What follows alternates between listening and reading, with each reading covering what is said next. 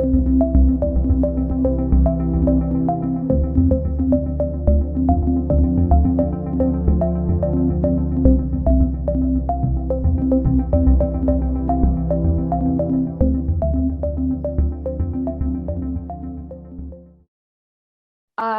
love tidying up and I love irony. Well, you might have guessed it already. I don't tidy up so well, but it's not out of laziness. This is a well thought through principle. I'm sure you know this moment of everything being cleaned, everything put away where it belongs in all those boxes and shelves and in the middle.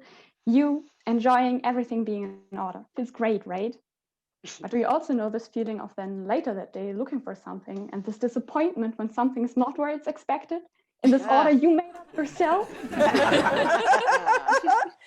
Like being a bit hungry, looking for something sweet and opening one of those old metallic cookie boxes only to find your sewing kit. The same feeling of lifting a milk packaging that it seemed to be full, but it turns out to be the lightest thing one could ever lift. And asking someone black in English where he or she comes from just to get the answer, Deutschland, warum fragen Sie? So, Germany, why are you asking? At least unsatisfying, rather ignorant. But why is it that these examples have the same feeling of confusion and disappointment in common? At that day, I lifted the milk. I was not sad because the milk is empty, or at least not mainly, but because I had made the assumption of the packaging being full. But in the same way, I don't judge the milk for not being full, which I could, but it won't help. It is not helpful to make someone feel excluded in a country where he or she might have even been born in, just because their skin color is matched racistly society-wise with the expectation of something foreign.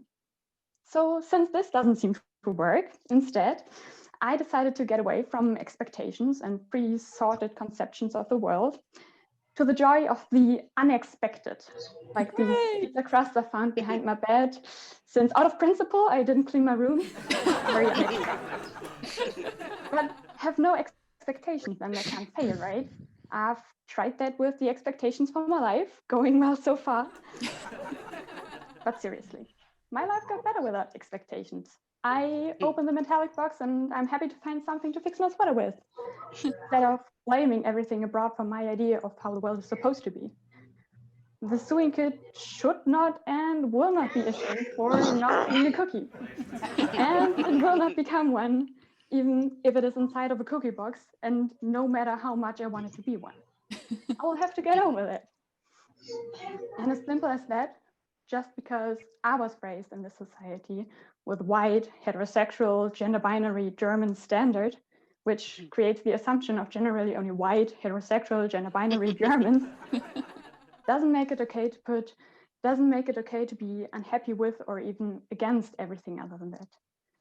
I mean, you can, it just won't help. It's just like milk or cookies. Your opinion really doesn't change anything about its existence. Blaming everything slightly diverse for not following the order someone had in mind for it, like why would it, is a behavior that creates racist, sexist, and so on, who on a country level always remind me more of those pizza crusts themselves, or those rotten leftovers at the back of your fridge. Like, no one wants them, but somehow everybody's got them. So let's not become rotten leftovers, right? Instead, realize assumptions you make, stop labeling and prejudices, and accept diversity. If it is body positivity, calling a trans person by their right pronoun, or being in favor of gay marriage. Be like me with my room. Keep up order. It is anyway. There will be always something you didn't expect to be right where it is. Everything other than this can only create restrictions and expectations. So I try my best, and I don't want to be too self-conscious, but take a look at our shared kitchen. Me and the 6 others did really all we could to help the world. And no, I swear I did not just hold a 5-minute speech just to justify the condition of my room. This is called self-justice. So thank you, good night, and always remember, the only thing that is okay to label are the doors that you can either push or pull. Thank you. Woo!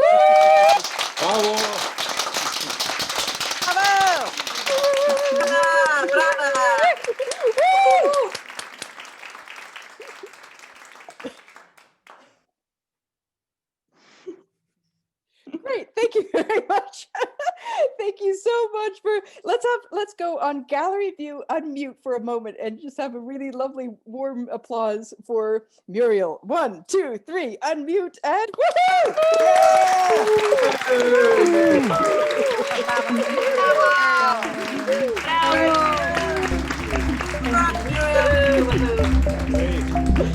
Thank you. Amazing. Thank you guys so much.